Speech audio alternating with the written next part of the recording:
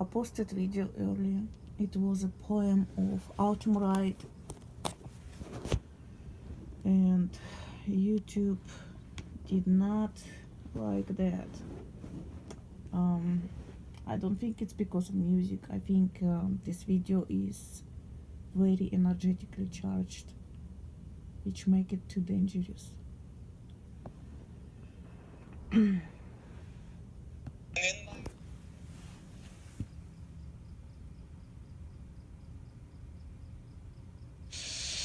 If I were the devil, if I were the devil,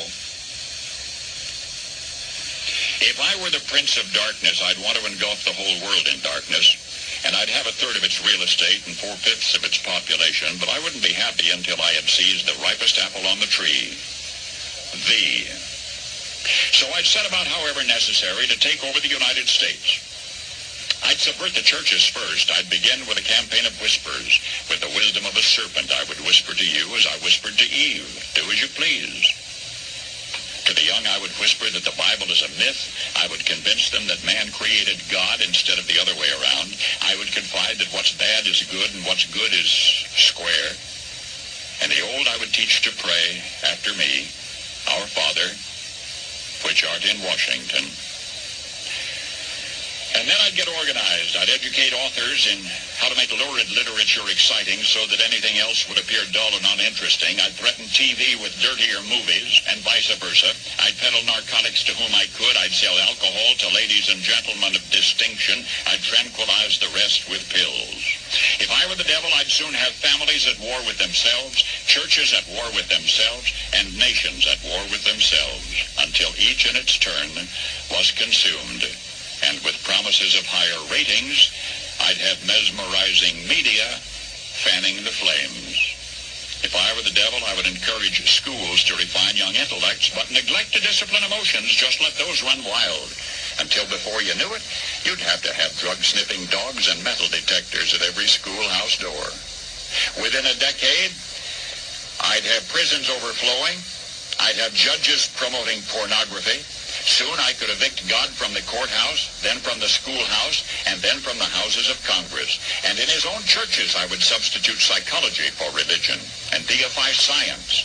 I would lure priests and pastors into misusing boys and girls and church money.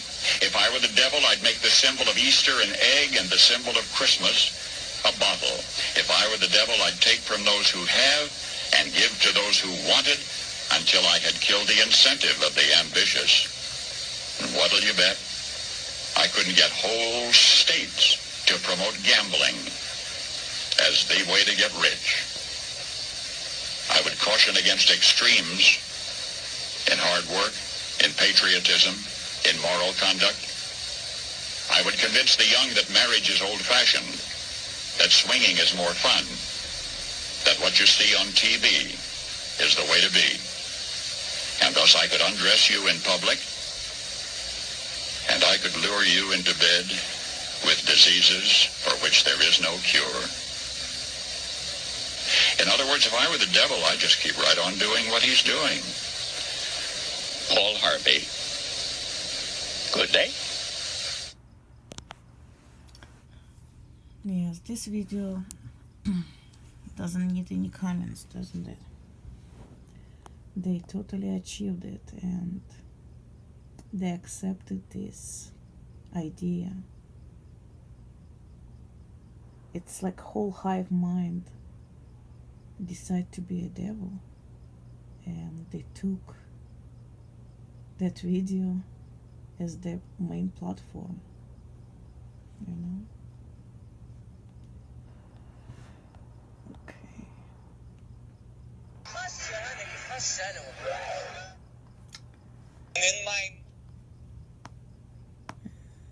I was thinking to make video about corals, but luckily today my son actually pointed out this huge cluster of mushrooms.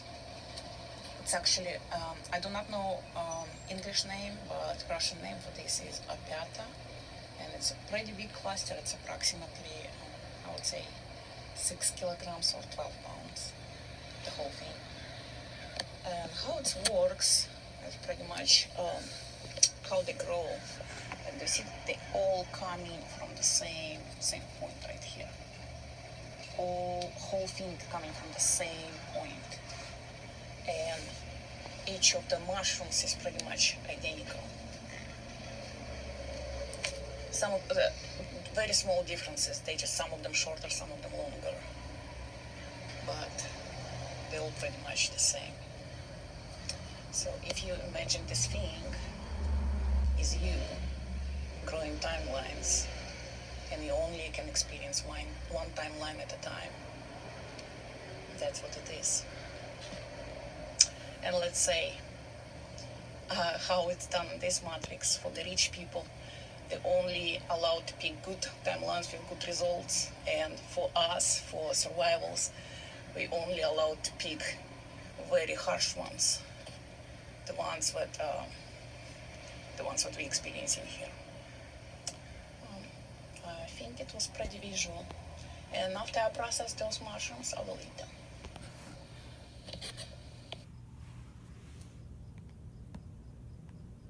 In my mind's eye, I escaped the bus so that I would feel more comfortable, and I start to see that the bus would, as I rose above it, the bus would become a dot, and then I rose further and I saw the earth becoming a dot, and then I rose further and I saw the solar system becoming a dot, and I rose further again and I saw the galaxy becoming a dot, and then I start to fly back into the galaxy, into the solar system, back to the earth, and I located the bus I was in and back into that bus and back into my body, and I opened my eyes and I looked at my hand and I thought, oh, maybe I could fly into my hand, and so I closed my eyes again and I thought of flying into my hand, and I saw that inside my hand would be dots that are called cells, and then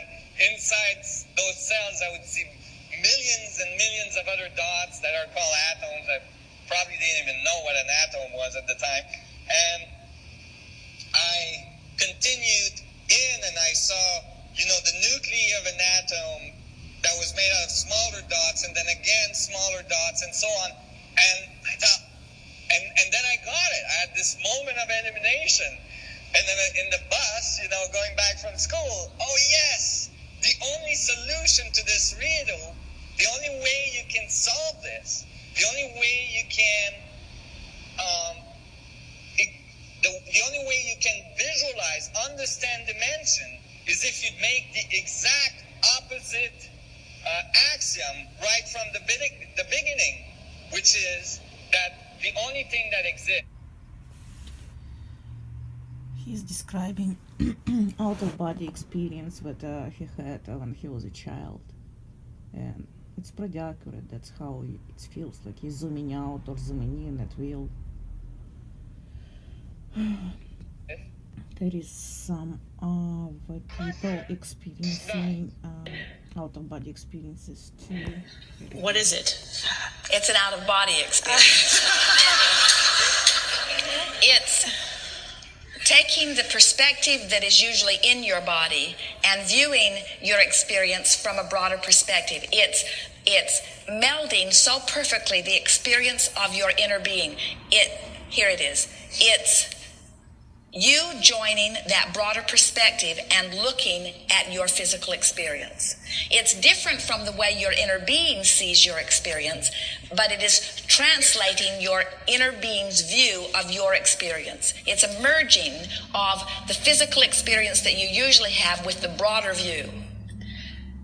So is it a place? I mean, is it, It's a perspective. Okay, so if one has an out-of-body experience and it's a perspective, and you feel as if you're in a different physical place, are you actually in that different physical place, or is it just a point of view? Well, everything is perceptual. In other words, there really is no physical place. It's all perspective. And so what happens is, as you have shifted your vibration and connected with your broader view, you are now perceiving from that different perspective. And how can you do it more than once? Why do you want to do it?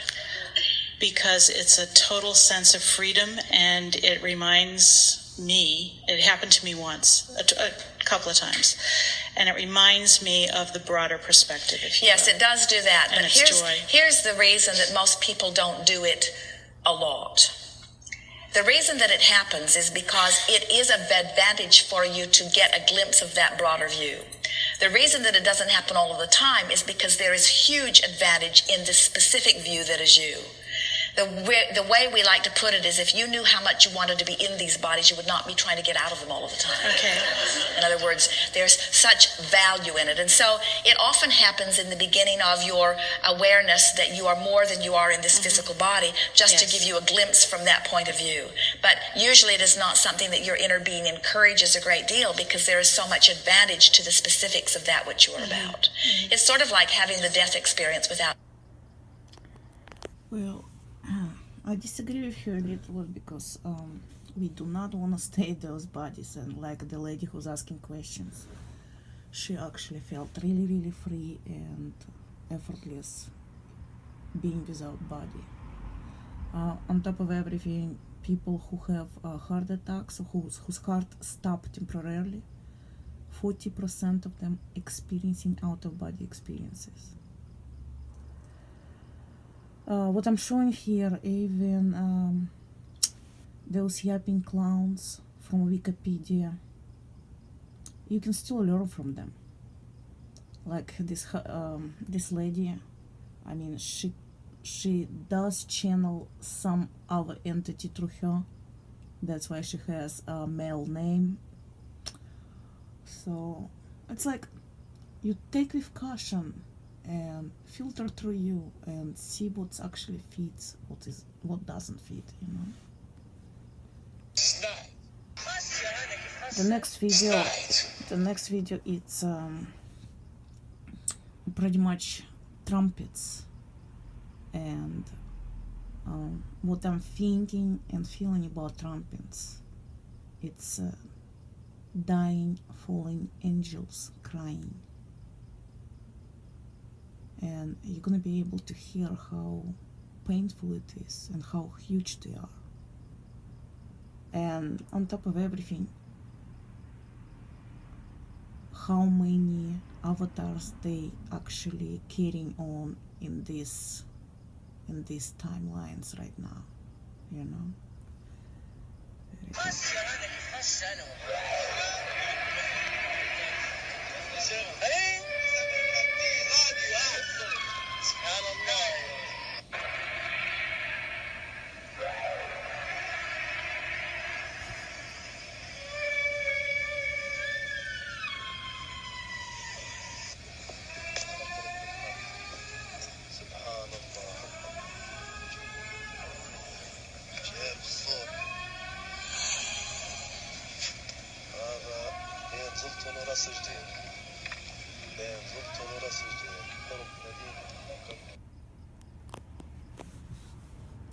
Scary, huh?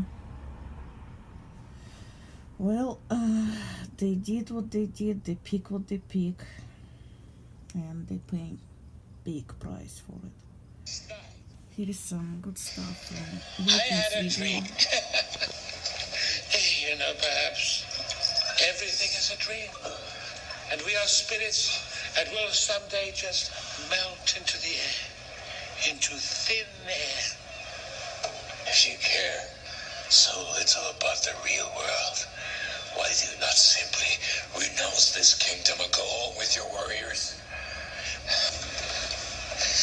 If nothing is real, we must still act as if it was. I am growing tired of this old way of thinking. I have been sitting here for many hours, perhaps for many days.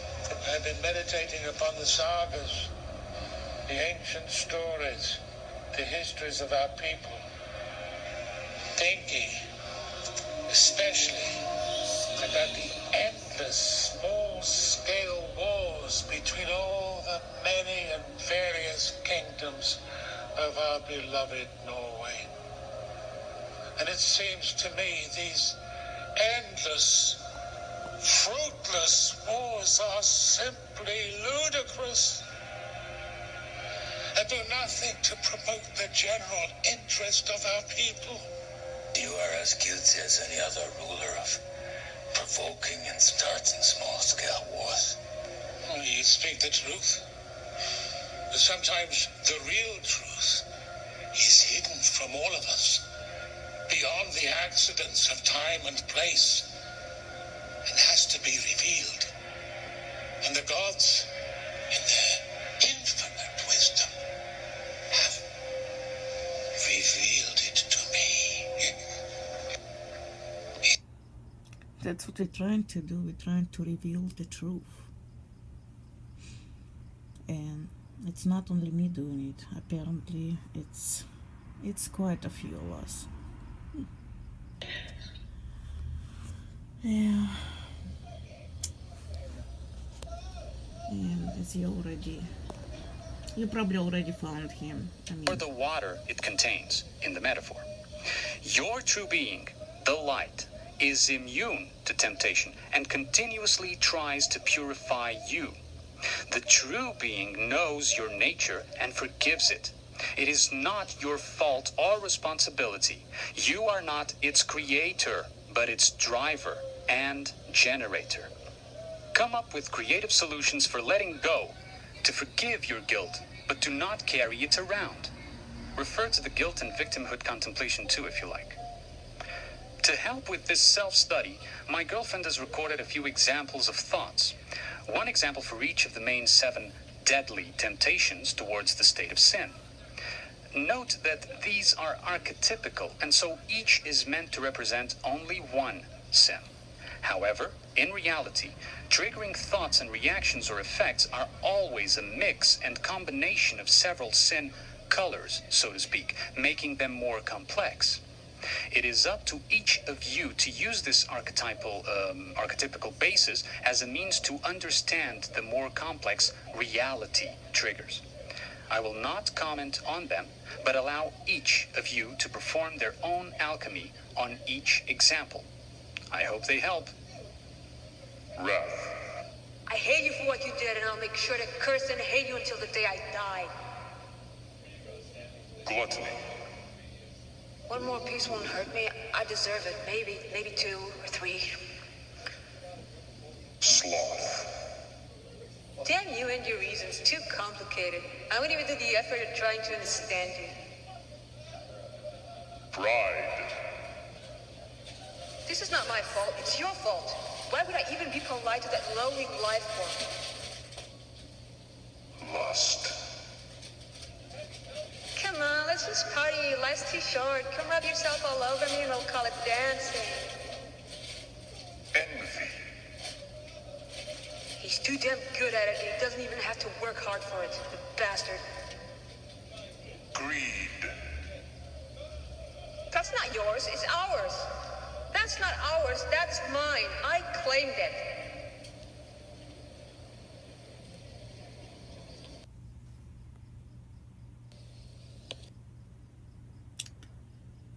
Check him out and find his poem. It's amazing. I mean, we all have to, not have to tune ourselves up. It would be nice for all of us to hear that poem. It's giving me major chills.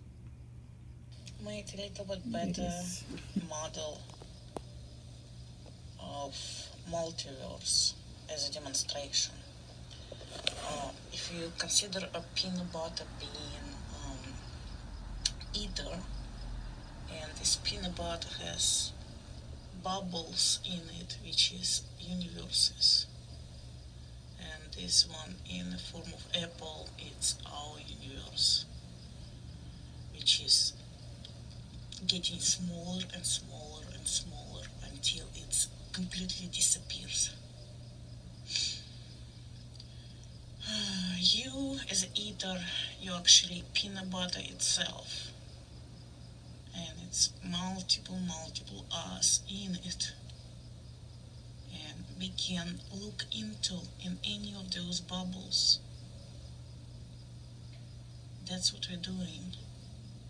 We're looking into those universes. If you're participating in those games, majority of us participating in a lot of games, because time do not exist outside of this place. I also made video about Poetry of Angels, and YouTube blocked it. YouTube blocked it not because of music, because this video is extremely energetically charged.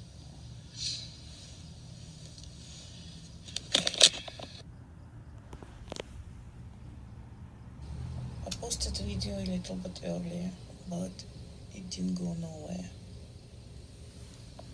Let's see if it's been banned because of music or because of the charged energy that this poem presents. I'm just gonna play it. It's just words without music.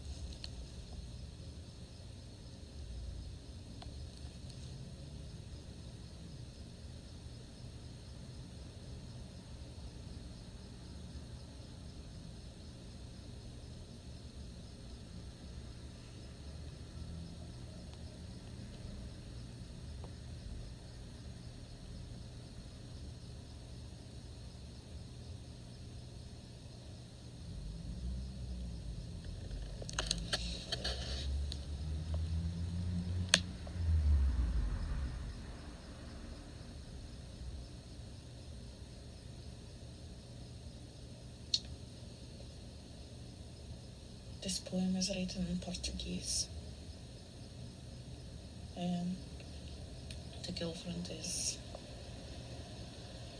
translated, so it's two people work right here.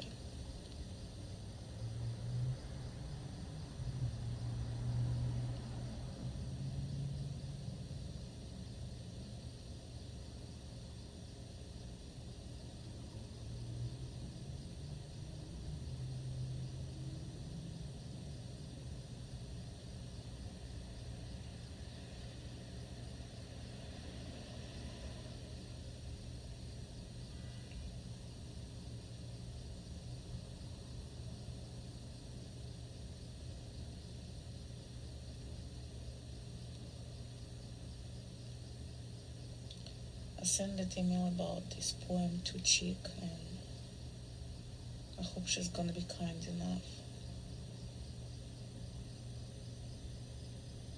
to maybe read it in English. I'll post it.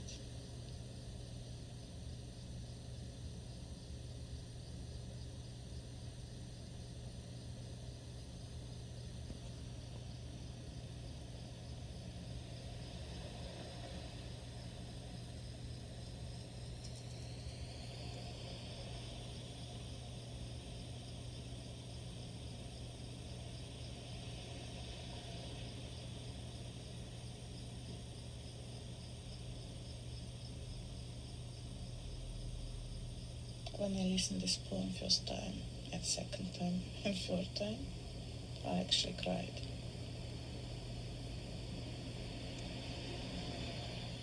That is spirit reaction on what's in it.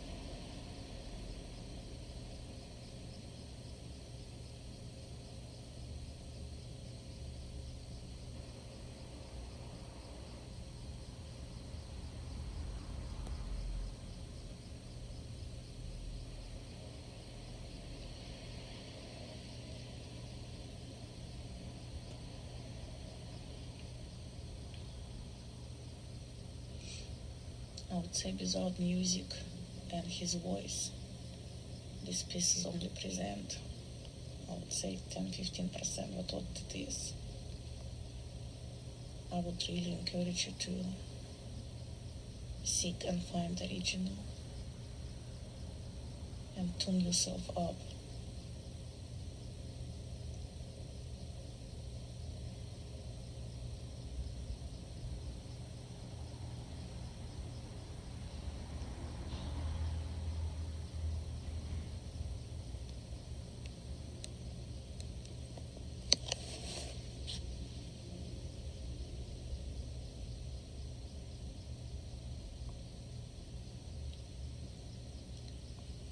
It's that we already cannot collaborate with each other. We're separated. We come up to the same conclusions independently. We're creating our own poetry. We're creating our own music, and even that is not allowed. They want us shut up so badly, it's ridiculous.